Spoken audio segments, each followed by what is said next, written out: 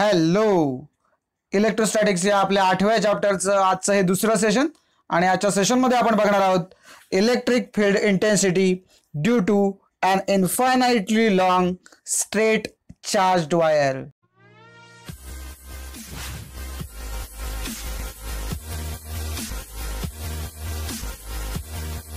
तर आता आपण बघणार आहोत गॉस थेरमचंच दुसरं एक application to find electric field intensity due to an infinitely long straight charged wire. आणि याच्यासाठी आपल्याला एक युनिफॉर्मली चार्ज्ड वायर कन्सिडर करावी लागेल.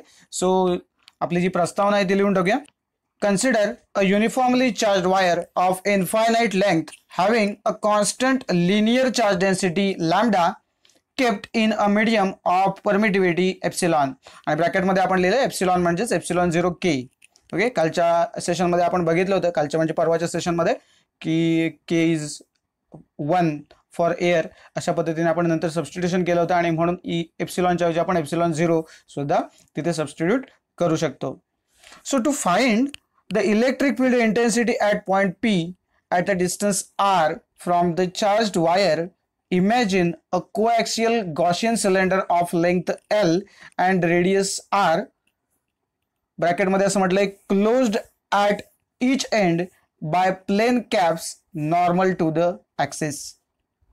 आणि ब्रॅकेटच्या बाहेर पुढे लिहिले passing through the point P. So तुम्हाला ती डायग्राम दाखवतो म्हणजे तुम्हाला हे लगेच कळेल.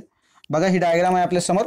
याच्यामध्ये आपण काय म्हटलंय बघा, to find the electric field intensity at point P. म्हणजे P हा पॉईंट कुठे आहे बघा, तर हा एक इमॅजिनरी सिलेंडर आहे. डॉटेड सर्कलने तुम्हाला जो दिसतोय ना, हा जो सिलेंडर आहे बेसिकली बाहेरचा, हा जो सिलेंडर आहे हा इमॅजिनरी सिलेंडर आहे.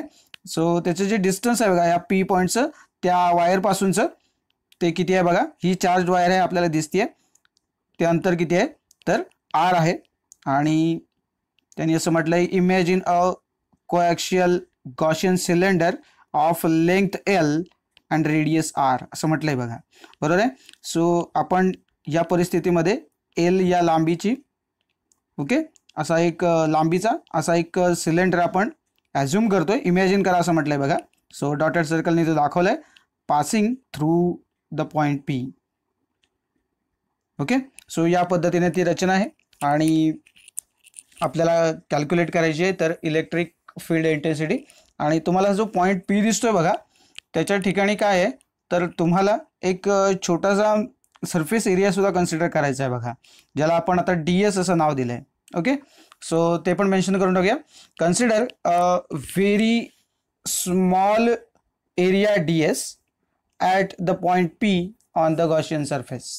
सो आपण काय केलंय बघा, तर इथे हा जो एरिया आहे, स्मॉल एरिया DS आहे, हा त्या पॉइंट P वरती त्याच्या अवतीभोवतीचा जो एक छोटासा जो एरिया आहे तो आपण कन्सिडर केलाय. हा जो गॉसियन सरफेस आहे हा सुद्धा आपला गॉसियन सरफेस जो आहे तो सुद्धा आता या ठिकाणी इमॅजिनरी आहे, लक्षात घ्या. आणि या ठिकाणी आपण हा जो DS पॉईंट आहे हा या ठिकाणी घेतला आहे.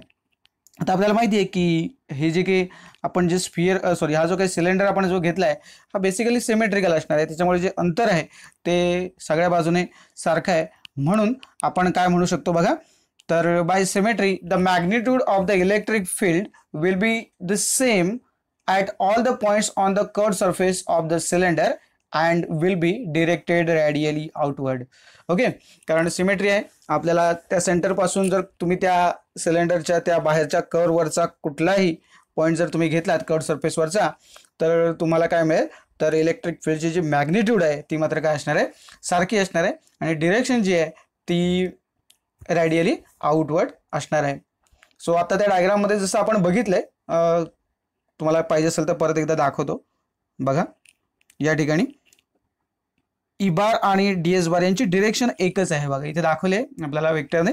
तर त्यामुळे आपण जसं मागच्याही सेशनमध्ये आपण हे सबस्टिट्यूशन केलं होतं बघा, तर त्या पद्धतीने आपल्याला लिहायचं आहे the angle between the direction of E and normal to the surface of the cylinder is 0, that is cos θ is equal to cos 0 is equal to 1 अशी ती सिच्युएशन येणार आहे. कारण तो जो थीटा आहे तो किती आहे तर 0 आहे, त्यामुळे cos 0 ची व्हॅल्यू किती येणार आहे 1 येणार आहे. सो आपला जो टिपिकल फॉर्म्युला जो आहे E बार डॉट DS बार तो काय येईल तर E DS cos θ तो पुन्हा मॉडिफाय होऊन काय होईल ई इंटू डी एस, कारण कॉस थिटाची व्हॅल्यू किती आहे तर 1 आहे.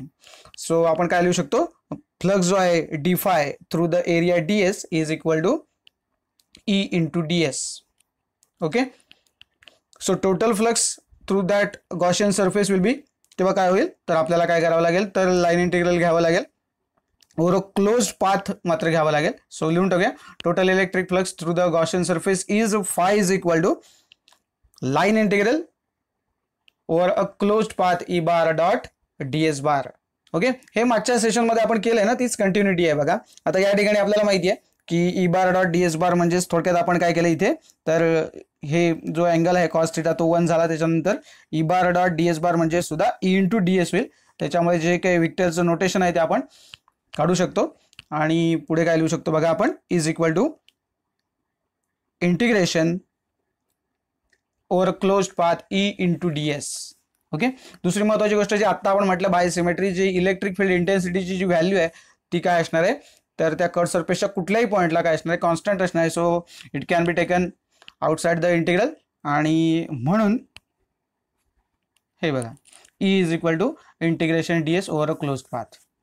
ओके, आता जो काही त्याचा सरफेस एरिया असणार आहे तो आपण कसा लिहिणार आहोत बघा इंटिग्रेशन डी एस हे किती मिळेल आपल्याला तर आपल्याला माहिती आहे त्याची जी लेंथ आहे त्या सिलेंडरची ती किती आहे तर एल आहे आणि तो जो सर्कम्फरन्स आहे आपला तो 2 पाय आर असतो.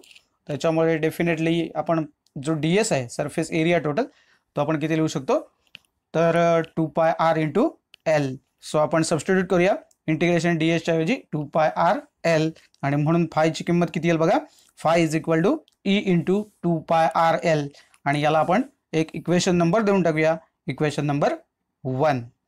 ओके, मागच्या सेशनमध्ये पण आपण बघितलं होतं की गॉस थेरमचं जे स्टेटमेंट होतं त्याच्यावरून आपण तेव्हा 1 नंबरला ते इक्वेशन लिहिलं होतं, आता ते आपण 2nd नंबरला आणतोय.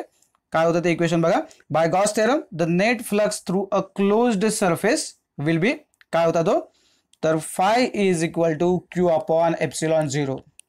ओके, सो हे जे इक्वेशन आपल्याकडे होतं हेच इक्वेशन आपण वापरणार आहोत. इक्वेशन नंबर पुढचा द्यावा लागेल, आता इक्वेशन नंबर 2 देऊया आणि ही दोन इक्वेशन जी आहेत 1 आणि 2 ती आपण इक्वेट करू शकतो कारण दोघांची लेफ्ट हँड साइड सेम आहे phi phi. Okay, so equating equation number 1 आणि 2 आपण कसं लिहू शकतो बघा Q upon epsilon 0 is equal to बघा ही Q upon epsilon 0 is equal to E into 2 pi R L.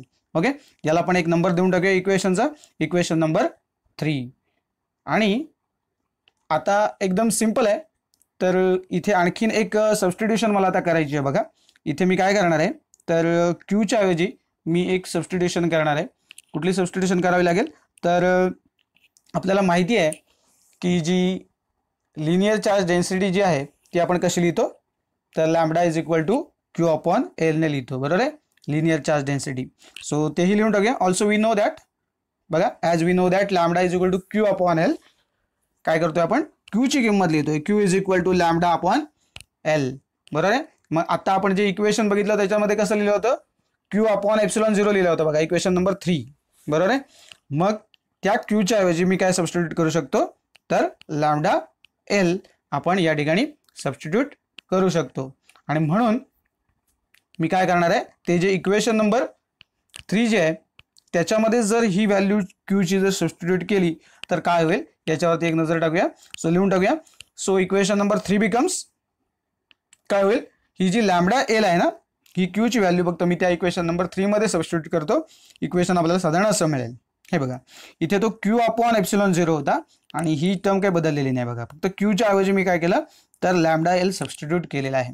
Okay, आता जर थ्रू आउट बघितलं तर एल एल कॅन्सल होऊन जाईल त्यामुळे एल शिल्लक राहणार नाही. त्यामुळे ई साठी जर आपल्याला रिअरेंज करायचं असेल तर हा लॅम्बडा राहील, हा एप्सिलॉन 0 आणि इकडचा ई इथंच राहिलाय, एल कॅन्सल आउट झालाय आणि 2 पाय आर जो आहे तो फक्त इकडच्या साईडला डिनॉमिनेटरला येईल. म्हणून आपण कसं लिहू शकतो E is equal to lambda 2 pi R epsilon 0. Okay, आपल्या काही ठिकाणी असं एप्सिलॉन 0 आधी आणि आर नंतर लिहिलेला दिसतो. आता त्यांची जागा बदलल्या तरी काही फरक पडणार नाही कारण आपण हे स्केलरमध्ये सगळं लिहिलेलं आहे त्यामुळे त्याचा काही फरक पडत नाही. ओके, आता जी काही इलेक्ट्रिक फील्डची जी आपण व्हॅल्यू लिहिली आहे याचा आपण वापर करणार आहोत आणि न्यूमरिकल सोडवणार आहोत. तसंच हा सुद्धा एक फॉर्म्युला आपल्याला वापरावा लागणार आहे lambda is equal to Q upon L वाला. आणि याच्यावर आपल्याला एक न्यूमेरिकल सोडवायचं आहे. तत्पूर्वी तुम्हाला एक गोष्ट सांगतो, ही जी तुम्हाला इलेक्ट्रिक फील्डची व्हॅल्यू आपल्याला मिळाली आहे किंवा हा जो काही फॉर्म्युला मिळाला आहे हे झाला मॅग्निट्यूडचा विषय. आणि डिरेक्शनचा जर विचार जर आपण केला तर डिरेक्शनबद्दल काय सांगू शकतो, जर हा जो लॅम्बडा आहे हा जर पॉझिटिव्ह असेल तर इलेक्ट्रिक फील्ड हे काय असतं तर आउटवर्ड डिरेक्शनमध्ये असतं, आणि जर लॅम्बडा निगेटिव्ह असेल तर ही जी डिरेक्शन आहे ती इनवर्ड असते. सो मेन्शन करून टाकतोय बघा, the direction of electric field E is directed outwards if lambda is positive. So जर लॅम्बडा पॉझिटिव्ह असेल तर ईची डिरेक्शन आउटवर्ड्स आहे, आणि जर लॅम्बडा निगेटिव्ह असेल तर ईची डिरेक्शन जी आहे ती इनवर्ड्स असणार आहे. सो डायग्रामॅटिकली तुम्हाला दाखवलं फक्त मी तुम्हाला, बघा हे बघा ही आउटवर्ड डिरेक्शनमध्ये तुम्हाला दिसते, बरोबर आहे. Electric field intensity directed outwards. Okay, कधी होणार आहे if lambda is positive. So mention करून ठेवतो इथे, if lambda is positive he condition असणार आहे. तसंच टुवर्ड्स जे म्हटलंय आपण किंवा इनवर्ड्स म्हटलंय if lambda is negative. So ईची व्हॅल्यू जी आहे ती इनवर्ड्स कधी असणार आहे, ज्या वेळेला लॅम्बडाची व्हॅल्यू ही निगेटिव्ह असणार आहे. ओके, सो या दोन केसेस आहेत या आपण बघितल्या. तर या पद्धतीने आपण आज एक डेरिव्हेशन बघितलं, जे डेरिव्हेशन आपल्याला काय देते, जे फायनल इक्वेशन आपल्याला काय देते तर electric field intensity due to an infinitely long straight charged wire. Okay, तर याच्यानंतर आपण याच्यावरती बेस्ड एक न्यूमेरिकल बघूया आणि त्याच्यानंतर मी तुम्हाला त्याच्यावरच एक न्यूमेरिकल सोडवायला देणार आहे. ओके, तर बघूया आजचं न्यूमेरिकल काय आहे. The length of a straight thin wire is 2 metre. It is uniformly charge with a positive charge of 3 microcoulomb. Calculate. पहिलं म्हटलंय त्यांनी the charge density of the wire. So simple है. And second one है the electric intensity due to the wire at a point 3 meter away from the center of the wire. Okay, electric intensity काढायची आपल्याला, जो point कुठे आहे तर वायरच्या centre पासून 3 मीटर अवे आहे, आणि ब्रॅकेटमध्ये एप्सिलॉन 0 ची व्हॅल्यू दिली आहे 8.85 इंटू 10⁻⁻12 आणि पुढे SI युनिट लिहिले. तर इथे तुम्हाला सांगितलेलं नाही आहे, कारण असं आहे की जर तुम्हाला ती व्हॅल्यू कळली तर इफेक्टिव्हली तुम्ही मग आपल्याला माहिती आहे सगळ्या, जर आपल्याला सगळी युनिट जर माहीत असतील तर त्याच्यावरूनच आपण फायनल जे काय आन्सर आहे त्याचं युनिट काढू शकतो. त्यामुळे काही वेळेला नुसतं SI युनिट लिहिलेलं असतं, स्ट्रेट अवे युनिट तुम्हाला दिलेलं नसतं. अर्थात आत्ता आपल्याला ब्रॅकेटमध्ये जी लिहिली आहे क्वांटिटी आपल्याला माहिती आहे, परीक्षेच्या वेळी जर विचारली असेल तर कुठे असणार आहे ती, तर सूचनांच्या तिथे असणार आहे वरती एकदम टॉपला. ओके, तर बघूया आधी आपल्याला जे जे काही दिले त्याचं मेन्शनिंग करून घेऊया आणि काय विचारले त्याच्यावरती एक नजर टाकूया. सो बघा गिव्हन काय आहे, तर सगळ्यात पहिल्यांदा दिले length of the straight thin wire is 2 metre. So L is equal to 2 metre. त्यानंतर चार्ज दिलाय बघा Q 3 मायक्रोकुलम. तो मायक्रोकुलमचा तुम्हाला कुलममध्ये कन्वर्ट करावं लागेल, 10⁻⁻6 ने मल्टिप्लाय करावं लागेल. मायक्रो आहे म्हणून, मिली असतं तर 10⁻³ कुलम झालं असतं, लक्षात ठेवा. आणखी काय दिलंय बघा, हे बघा या ठिकाणी इलेक्ट्रिक इंटेन्सिटी दिली आहे at a point 3 metre away असं म्हटलंय. सो R ची व्हॅल्यू जी आहे ती दिली आहे small r. So R is equal to 3 metre दिली आहे, आणि आपल्याला विचारलंय काय the charge density of the wire, त्याला आपण लिनियर चार्ज डेन्सिटी असं म्हणतोय. सो ती lambda is equal to question mark, आपल्याला लॅम्बडा विचारलंय आणि दुसरं काय विचारलंय तर इलेक्ट्रिक इंटेन्सिटी विचारली आहे. ओके, सो ते पण लिहून टाकूया, E is equal to question mark. आता हे बघा ही जी R इज इक्वल टू 3 ची जी व्हॅल्यू आहे ना 3 मीटर, ही आपल्या वरच्या याच्यासाठी काही गरजेची नाहीच आहे. त्यामुळे ही जी व्हॅल्यू दिली आहे ना ही फक्त या दुसऱ्या बीटसाठीच दिलेली होती, अर्थात त्यासाठीच आपण फक्त वापरणार आहोत, वरती गरज पडणार नाही आपल्याला जिथे आपण linear charge density of wire काढणार आहोत तिथे. ओके, सो 2 फॉर्म्युला आपल्याला वापरावे लागतील, जे आत्ता मी मगाशी म्हटलं तुम्हाला. The charge density of the wire, त्याच्यासाठी आपण लॅम्बडाचा फॉर्म्युला जो मगाशी म्हटला Q is equal to lambda is equal to Q upon L, हा आपल्याला फॉर्म्युला लिहावा लागेल. तर आधी मेन्शन करून टाकूया फॉर्म्युले. पहिला आहे lambda is equal to Q upon L, आणि त्यानंतर दुसरा जो आहे तो इलेक्ट्रिक फील्ड इंटेन्सिटीसाठी ना तो आहे लॅम्बडा अपॉन 2πr एप्सिलॉन 0. तर बघा आता आपल्याकडे Q आहे, बरोबर आहे, त्यानंतर L आहे, बरोबर, त्याच्यानंतर इथे lambda is equal to question, हां इथे बरोबर आहे, इथे लॅम्बडा पण कॅल्क्युलेट करून झाला आहे, बरोबर इथे. त्यामुळे ही मग इथली जी व्हॅल्यू आहे ती आपण इथे पुटअप करू शकतो लॅम्बडाची. नंतर R ची व्हॅल्यू दिली आहे 3 आणि एप्सिलॉन 0 तुम्हाला ब्रॅकेटमध्ये दिला आहे. ओके, पायची किंमत मेन्शन जर केली नसेल ना कुठेही तर तुम्ही ती 3.14 घेऊन टाका, काही प्रॉब्लेम नाही. 3.142 घेता येते, घेतलीत तरी काही चूक नाही. पण पुन्हा आणखीन एक डिजिट आपण पुढे जातो. बेटर की जर दिलं नसेल तर आपली चॉईस राहते, तर आपल्या चॉईसने आपण काहीही घेऊ शकतो. तर 3.14 घेऊन तुम्ही कॅल्क्युलेशन करू शकता. तर वळूया आत्ताच्या सोल्युशनकडे. तर सोल्युशनमध्ये आपण पहिला जो फॉर्म्युला वापरणार आहोत तो काय आहे, lambda is equal to Q upon L. तर त्या व्हॅल्यूज फक्त सबस्टिट्यूट करून टाकूया. सिंपल होतं ते. 3 × 10⁻⁻6 क्यूची व्हॅल्यू होती डिवायडेड बाय 2. अर्थातच उत्तर काय आलंय तर 1.5 10⁻⁻6 आलंय. आणि आपल्याला माहिती आहे लिनियर चार्ज डेन्सिटी म्हणजे इथेच दिसतं बघा, हे बघा मगाशी म्हटलं ना तुम्हाला क्यूचं आपल्याला माहिती आहे कुलम, आणि लेंथ आहे ती मीटरमध्ये म्हणून सेंटीमीटर कुलम पर मीटर या पद्धतीने तुम्ही ते लिहू शकता. ठीक आहे. सो दरवेळेला तुम्ही युनिट चुकू नका. काही बऱ्याचदा असं मला दिसतंय की तुम्ही युनिट कुठलं तरी लिहून टाकताय. मग इलेक्ट्रिक फील्ड इंटेन्सिटी विचारली आणि तुम्ही लिहिले लेंथचं या पद्धतीने. आणि दुसरी महत्त्वाची गोष्ट इथे अंडरलाईन करून ठेवण्यासारखी काय आहे बघा, तर इथे जो लॅम्डा आहे ना, हा लॅम्डा कशासाठी आहे तर आपण काय काढली आहे इथे तर लिनियर चार्ज डेन्सिटी काढली आहे. नॉर्मल केसमध्ये आपण लॅम्डा ही वेव्हलेंथसाठी वापरतो, बरोबर आहे ना हा सिम्बॉल. आणि तिथे वेव्हलेंथचं जे युनिट आहे ते आर्मस्ट्रॉंग युनिट आहे किंवा स्टँडर्ड फॉर्मॅटमध्ये आपल्या भाषेत आपण मीटरमध्ये म्हणू शकतो.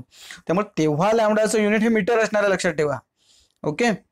आणि या केसमध्ये ते कुलम पर मीटर आहे हे लक्षात घ्या. नाही तर तुम्ही काय करा, लॅम्डा आहे म्हणजे तुम्ही ठोकून लिहून टाकणार डायरेक्ट की युनिट मीटर आहे. तर इथला लॅम्डा जो आहे तो काय आहे तर लिनियर चार्ज डेन्सिटी आहे. आणि जो आपण रेग्युलर वापरतो तो लॅम्डा हा नाही, जो आपण वेव्हलेंथसाठी वापरतो. ओके. सो वळूया आपण आपल्या दुसऱ्या सोल्युशनकडे. फॉर्म्युला आपल्या समोर आहे, E is equal to lambda upon 2πr∈0. आणि ज्या व्हॅल्यूज आहेत त्या पहिल्या सबस्टिट्यूट करून टाकूया. याच्यामध्ये आता काही प्रॉब्लेम आपल्याकडे नाही आहे. सो हे सबस्टिट्यूट केल्याच्या नंतर सिम्पली मी तुम्हाला हे कॅल्क्युलेशन दाखवतोय की हा जो काही गुणाकार आहे तो सिंपल जर केलात इथे तर जो डिनॉमिनेटर मधला जो दिसतोय तुम्हाला त्याच्यामध्ये इथे बघा, इथे 3 आहे आणि इथे 1.5 आहे. सो इथे 1चा भाग लागेल, इथे 2चा भाग लागेल. सो तो भाग लावून लगेच लिहून टाकूया.